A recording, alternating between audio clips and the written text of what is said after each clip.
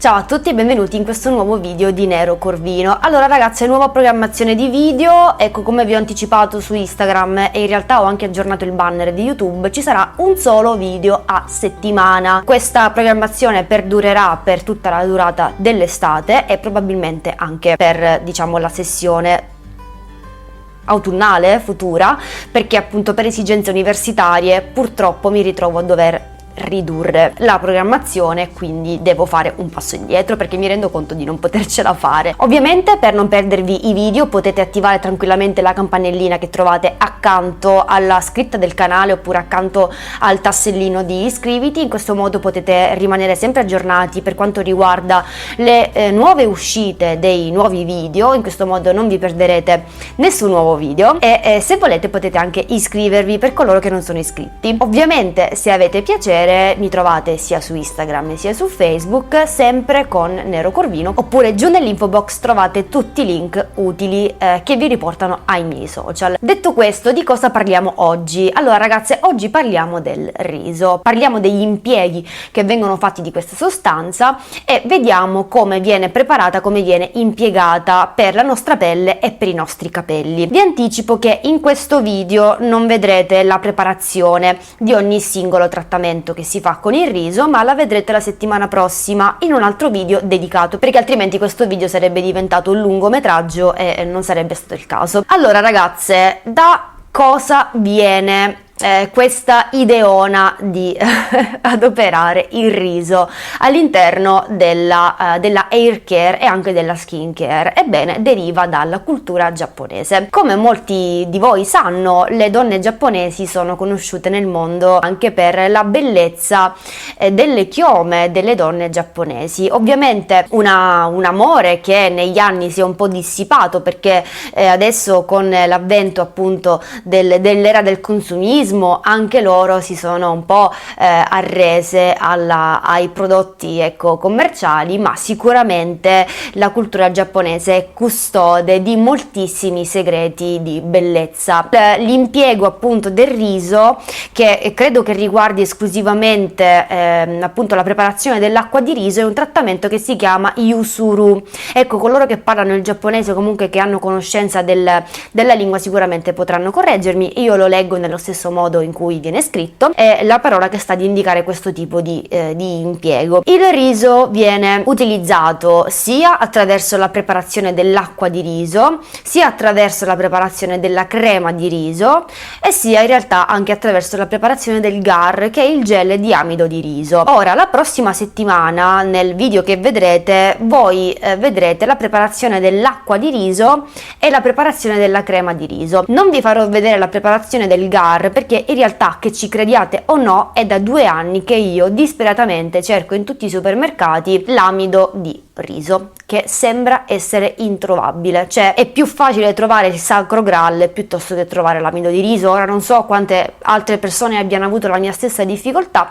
e il mio stesso impiccio, ma io non sono proprio riuscita a trovarlo. Tendenzialmente io questi prodotti che sono comunque destinati all'alimentazione, io tendo sempre a comprarli nei supermercati perché preferisco spendere dei soldi online per comprare delle cose che per me fisicamente sono irreperibili. Quindi quando capiterà che lo trovo vi farò comunque un video dedicato. Allora, non sono sicura che in realtà l'impiego del riso in questo caso sia da destinarsi soltanto al riso bianco. Non so appunto se si possa estendere ad altre varietà di riso, quindi riso venere, riso rosso, riso integrale. Ecco, questo io a dire la verità non lo so, perché io l'acqua di riso l'ho sempre preparata con diverse varietà di riso bianco, anche perché ho sempre visto sia online sia anche nei forum eccetera che è sempre stata preparata questa acqua di riso e anche la crema di riso con appunto varietà diverse, però sempre di riso bianco. Tutti gli impieghi del riso innanzitutto vanno fatti dopo lo shampoo, quindi vanno sempre fatti a capelli puliti. E che cosa possiamo fare? Allora, punto 1, la preparazione più famosa per quanto riguarda il riso è appunto ricavarne l'acqua di riso. L'acqua di riso e il riso appunto hanno delle proprietà veramente invidiabili per quanto riguarda ciò che apportano sia alla cute o alla pelle del viso del corpo, sia per quanto riguarda i nutrienti e le sostanze che apportano ai capelli. Il riso infatti è un concentrato di amido, di proteine, di lipidi, di minerali come il ferro, il calcio e anche vitamine, la vitamina B1, la vitamina B2, la B6, e poi c'è anche un'importante sostanza che si chiama inositolo, che riguardo alcuni studi scientifici che testimoniano anche la reale e veritiera incidenza delle preparazioni a base di riso sui capelli, sarebbe una sostanza veramente che farebbe la differenza. Ora,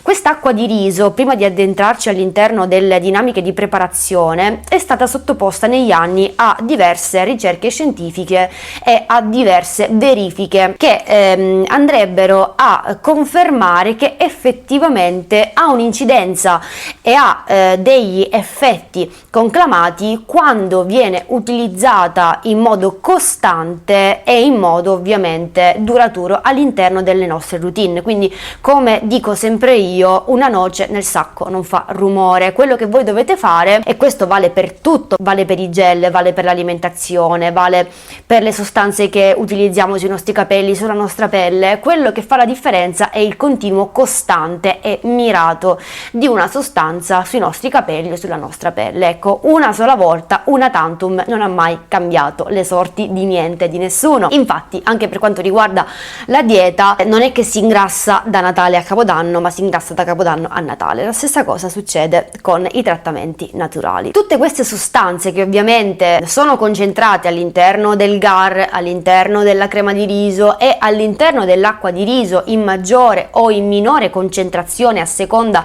della preparazione che scegliamo di effettuare, sono responsabili di tutta una serie di fenomeni che noi vediamo sui nostri capelli. In primis, la crescita dei capelli. In secondo luogo andrebbero a lucidare i capelli, andrebbero ad ammorbidirli, andrebbero a ristrutturarli, proprio perché il riso è anche una sostanza che contiene delle proteine, quindi andrebbe a ristrutturare. Ovviamente prendete questa parola con molta attenzione, perché non è possibile andare a ristrutturare dei capelli danneggiati. Ecco, non è che questi trattamenti naturali dovete vederli come un'alternativa alle forbici quando abbiamo dei capelli veramente irrecuperabili. Ecco, questi sono trattamenti che ci aiutano a mantenere, non a recuperare, una salute dei capelli. Allora, che cosa si fa? L'acqua di riso può essere preparata in 3 modi: col metodo a freddo, con il metodo a caldo e attraverso il metodo della fermentazione, che è il metodo che io consiglio everywhere, forever and ever, e ora vi spiego subito il perché.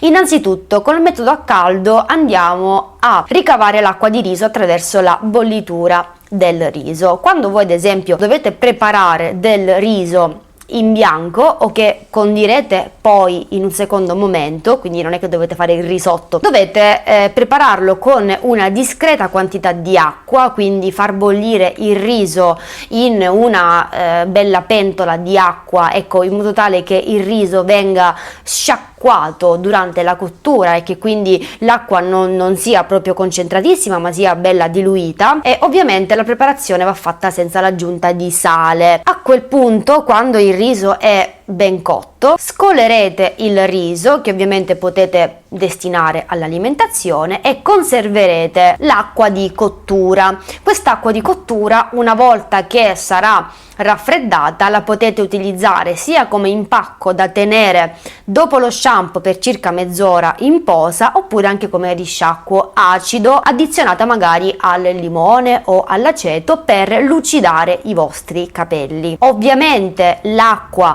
può essere impiegata anche come aggiunta alle vostre erbette, come aggiunta all'ennè, oppure attraverso appunto altri impieghi, come sostituire l'acqua normale quando andate a preparare magari delle preparazioni ayurvediche oppure degli impacchi per i capelli. Poi c'è il metodo a freddo, che io in realtà non consiglio molto, perché mi sembra che questo metodo non riesca a captare in modo approfondito tutte le sostanze che derivano dal riso, cioè secondo me ci vuole un processo, ecco, un po' più portentoso affinché le sostanze si tramandino dal riso all'acqua. Comunque il metodo a freddo è un metodo che praticamente consiste nel sciacquare prima bene il riso, metterlo all'interno di un contenitore e mettere una proporzione di 1 a 3 di acqua e di riso.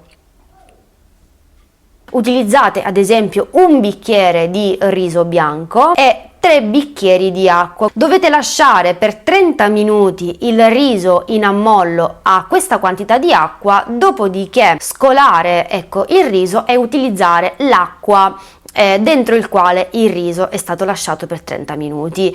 Ora, secondo me, sia il metodo a caldo sia il metodo a freddo sono ottimi metodi per utilizzare ecco, il riso e quindi ricavarne l'acqua, ma a mio avviso, affinché tutte le sostanze si possano depositare in modo pregnante all'interno dell'acqua, secondo me il metodo più indicato è quello della fermentazione, perché la fermentazione vi consente di utilizzare l'acqua di riso come risciacquo acido esclusivo. Perché questo? Perché la fermentazione praticamente permette di far variare il pH della preparazione, quindi lo fa diventare più acido. In più, secondo me, lasciare così tanto a mollo il riso all'interno dell'acqua favorisce la corretta distribuzione e la corretta fuoriuscita dal riso nell'acqua. Quindi quando voi poi andrete a risciacquare i capelli oppure lo andrete ad aggiungere alle erbe, alle altre sostanze che preferite utilizzare come addizionante, secondo me le sostanze disciolte del riso all'interno dell'acqua saranno molto più pregnanti e molto più presenti e meno diluite. Cioè secondo me l'acqua fermentata è un'acqua molto più ricca di minerali, di sostanze, di vitamine, di antiossidanti, perché appunto il riso ha avuto il tempo materiale di poterle rilasciare. Come si fa questa fermentazione? Allora, si prende la proporzione di un bicchiere di riso, 3 bicchieri di acqua. Ok, facciamolo passare. E lo riponete in un contenitore. Aggiungete questo bicchiere di riso e 3 bicchieri di acqua.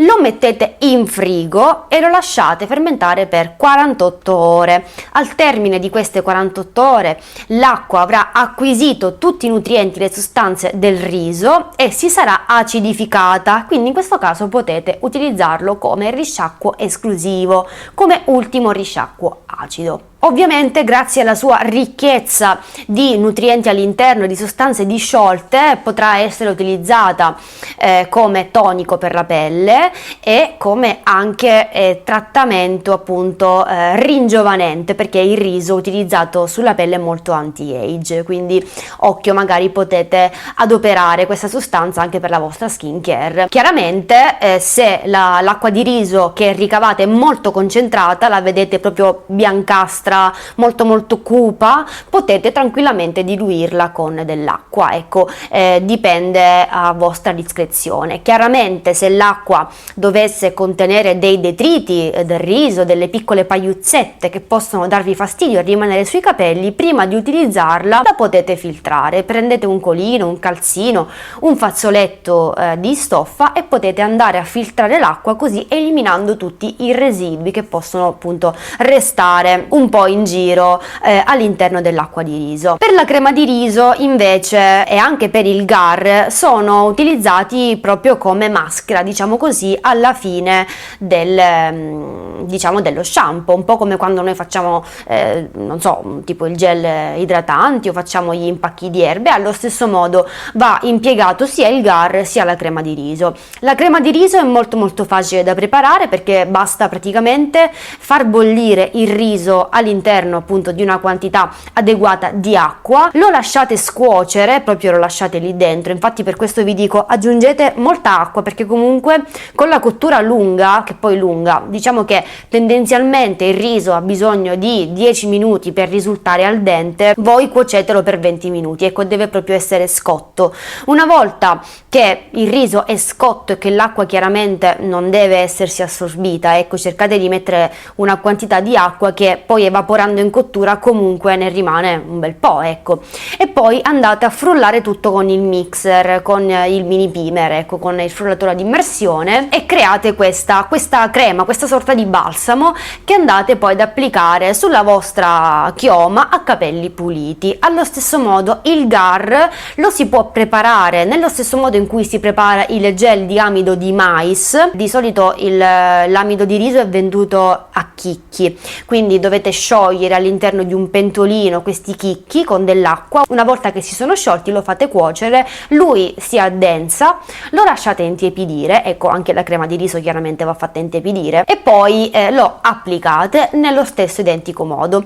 Ecco, questo è quello che dovete fare se volete ricavare dal riso l'acqua, la crema oppure il GAR. Io in passato lo facevo, adesso è un po' di anni che non lo faccio, ma non perché in realtà non sia efficace, perché è veramente, cioè, è portentoso come trattamento, ma siccome io prediligo il metodo della fermentazione per i motivi di cui vi parlavo prima, ogni volta in realtà me ne dimentico, cioè io sono una molto sbrigativa nelle cose, e quando ad esempio faccio lo shampoo di solito lo scelgo la sera prima di farlo o al momento, quindi se io, diciamo, devo preparare l'acqua di riso devo pensarci 2 giorni prima e non ci penso mai.